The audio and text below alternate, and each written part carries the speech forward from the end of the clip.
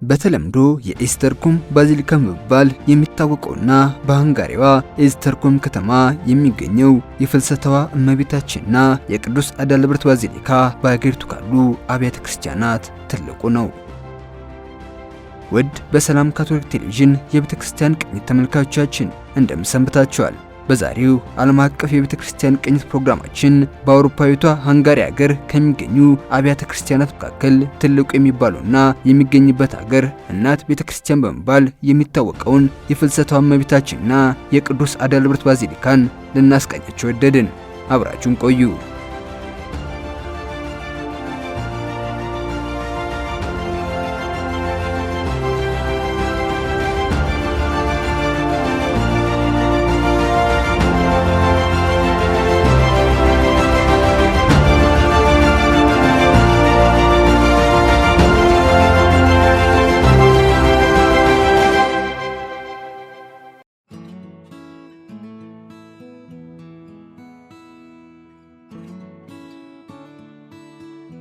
አሁን የሚታየው ቤተክርስቲያን ቀድሞ በነበሩ በርካታ ቤተክርስቲያናት ፍርስራሾች ላይ የታነጸ ነው።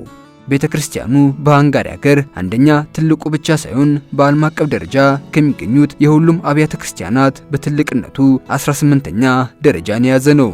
የፍልሰታዋ እመቤታችንና የቅዱስ አዳልበርት ባዚሊካ በሚገኝበት ቦታ ላይ በመጀመሪያ የታነጸው ቤተክርስቲያን የቅዱስ አዳልበርት የሚባል ስያሜ ያለው ነው።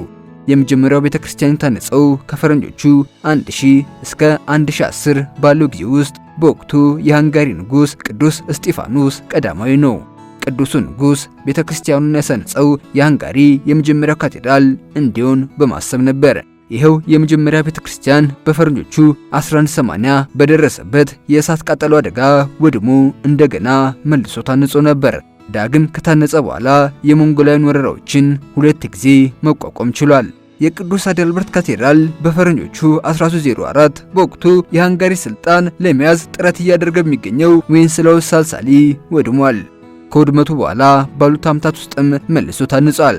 በ14ኛውና 15ኛው ክፍለ ዘመን በሃንጋሪ የነበሩት ሊቀ ጳጳሳት ካቴድራሉን በማሳመር በአገሪቱ ሁለተኛው ጠቃሚ በመባል ሊጠራ የቻለ ቤተ መጻሕፍት በዚሁ ካቴድራል አሳንጸዋል። ይኸው ቀድሞ በርካታ ጊዜ ፈርሶና ታንጾ የነበረው የቅዱስ አዳልበርት ካቴድራል በ16ኛው ክፍለ ዘመን አጋማሽ አካባቢ ማለትም በፈረንጆቹ 1543 ከኦቶማን ቱርኮች ጋር በተደረጉ ተከታታይ ጦርነቶች በኦቶማኖች እጅ በመግባቱ የቤተ ክርስቲያኑ የተወሰኑ አካላት በመፍረስ የቀረው የሙስሊሞች የአምልኮ ቦታ ወይም መስጊድ ሆኗል። ቤተ ክርስቲያኑ ለበርካታ ዓመታት በመስጊድነት ካገለገለ በኋላ በተከታታይ ጦርነቶች በደረሰበት አደጋ ወደ ፍርስራሽነት ተቀይሮ ከ200 ዓመታት በላይ ቆይቷል። አሁን የሚታየው የፍልሰታዋ እመቤታችንና የቅዱስ አዳልበርት ባዚሊካ የታነጸው የቀድሞ ካቴድራልና ኋላም መስጊድ ፍርስራሽ ከሆነ 200 ዓመታት በላይ በኋላ ነው።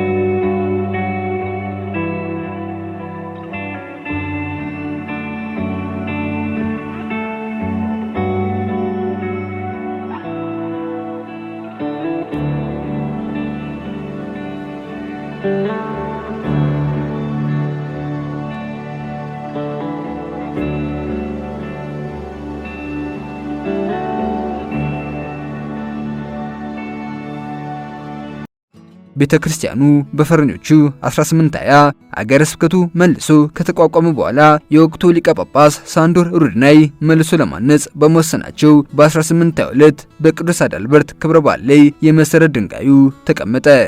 የአሁኑ ቤተክርስቲያን የላይኛው ክፍል በፈረንጆቹ 1856 ተጠናቆ ሲመረቅ በአጠቃላይ ግን የካቴድራሉ ሕንጸት 47 ዓመታትን በመውሰድ በፈረንጆቹ 1869 ተጠናቋል።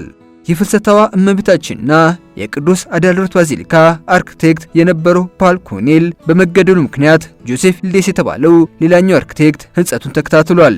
የአሁኑ ቤተክርስቲያን ሌላው የገጠመው አሳዛኝ ክስተት በሁለተኛው የዓለም ጦርነት ወቅት የደረሰበት የቦምብ ፍንዳታ ነው። በዚሁ ፍንዳታ የቤተክርስቲያኑ የተወሰኑ አካላት ወድመዋል። ቤተክርስቲያኑ ከፈረንጆቹ 2019 ጀምሮ እስካሁን ድረስ ሰፊ የሆነ የእድሳት ስራዎች እየተደረጉለት ይገኛል። 118 ሜትር ርዝመት በ49 ሜትር ስፋት ያለው የፍልሰታዋ እመቤታችንና የቅዱስ አዳልበርት ባዚሊካ ማማ ከዓለማችን ትላልቆቹ ውስጥ የሚመደብ ነው። በቤተክርስቲያኑ የውስጠኛ ክፍል ከመቅደሱ በስተጀርባ 13 ሜትር በ6 ሜትር የሚረዝም የፍልሰታዋ እመቤታችን ድንግል ማርያም ምስል ይገኛል። ይኸው በታዋቂው ጣሊያናዊ ሳሊ ጂሮላሞ ሚኬላንጀሎ ግሪጎሌቲ የተሳለው መንፈሳዊ ምስል በዓለማችን ከሚገኙ የቅድስት ማርያም ፍልሰታን ከሚያሳዩ ምስሎች ሁሉ ትልቁ የሚባለው ነው። የፍልሰታዋ እመቤታችንና የቅዱስ አዳልበርት ባዚሊካ ውስጥ ታዋቂ የሆነ ንዋየ ቅዱሳት የሚቀመጡበት ክፍል ይገኛል። ይኸው ክፍል በፈረንጆቹ 1880 የታነጸ ነው። በዚሁ ክፍል ውስጥ በ15ኛው ክፍለ ዘመን የተሰራ ወርቃማ መስቀል ይገኛል። ሌላው የ15ኛው ክፍለ ዘመን ንዋየ ቅዱሳት የሱልኪ ጽዋ የሚባለው ነው። የሱልኪ ጽዋው የካቶሊክ ቤተክርስቲያን ርዕሰ ሊቃነ ጳጳሳት ቅዱስ ዮሐንስ ጳውሎስ ዳግማዊ በፈረንጆቹ 1991 ቤተክርስቲያኑን በጎበኙበት ወቅት መስዋዕተ ቅዳሴ ያሳረጉበት ነው። በዚሁ ካቴድራል በፈረንጆቹ 1619 በካልቫኒስ ኃይሎች የተገደለው ክሮሻዊ ካህንና የሥነ መለኮት ሊቅ ቅዱስ ማርኮ ክሪዝን ቅሪት ይገኛል። በፍልሰታዋ እመቤታችንና የቅዱስ አዳልበርት ባዚሊካ ውስጥ ከሚገኙ ቤተ ጸሎቶች የባኮዝ ቤተ ጸሎት የሚባለው ታዋቂ ነው። ከፈረንጆቹ 1806 እስከ 1807 ባለው ጊዜ ውስጥ በጣሊያናውያን ከቀይ እብነ በረድ የታነጸው ቤተ ጸሎት በተሐድሶ ዘመን ምስሎች ያጌጠ ነው። ቤተ ጸሎቱ በፈረንጆቹ 1823 መጀመሪያ ከነበረበት ቦታ ወደ 1600 አካላት በመከፋፈል ከዚሁ ባዚሊካ ጋር አንድ በማድረግ ተሰርቷል። ወደ ካቴድራሉ ማማ የሚያስወጣውና ከላይ ሲደርሱም ከተማዋን የሚያሳየው 400 ደረጃ ሌላው ታዋቂ ነገር ነው።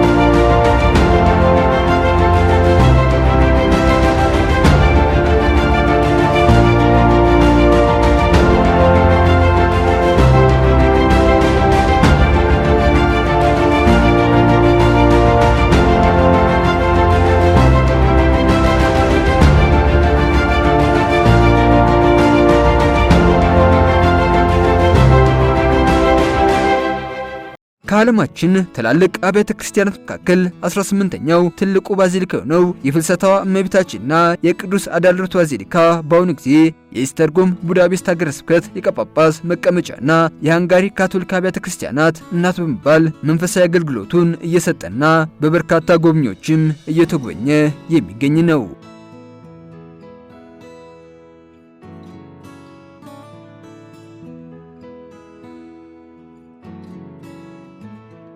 ውድ በሰላም ካቶሊክ ቴሌቪዥን የቤተ ክርስቲያን ቅኝት ተመልካቾቻችን በዛሬው ዓለም አቀፍ የቤተ ክርስቲያን ቅኝታችን በሃንጋሪ ትልቁ ቤተ ክርስቲያን የሚባለውን በዓለማችን ትልቁ የፍልሰቷ እመቤታችን ምስል የሚገኝበትና የሃንጋሪ ካቶሊክ ቤተ ክርስቲያን እናት በመባል የሚታወቀውን የፍልሰታዋ እመቤታችንና የቅዱስ አድልብሮስ ባዚሊካ ባያችሁት መልክ አስቀኝናችሁ። በቀጣይ በሌላ የቤተ ክርስቲያን ቅኝት እስከምንገናኝ ድረስ ቸርን ሰንብቱ በማለት በዚሁ ለማጠናቀቅ ወደድን።